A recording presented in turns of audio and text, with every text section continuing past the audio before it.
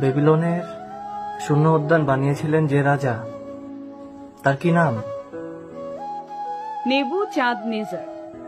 উদ্যানটা কেন বানাতে হলো? নেজারের স্ত্রী ছিলেন উদ্যানে ঘেরা পাহাড়ি মেয়ে, কিন্তু ব্যাবিলনে কোনো উদ্যান ছিল না। তার স্ত্রী যেন কোনো ক্রমে উদ্যান না থাকার কারণে বিষণ্ণ না হয়, তাই একের পর এক উঁচু উঁচু উদ্যান বানিয়েছিলেন। মানুষ মরে গেলে তার ওজন কতটা কমে? 21 গ্রাম।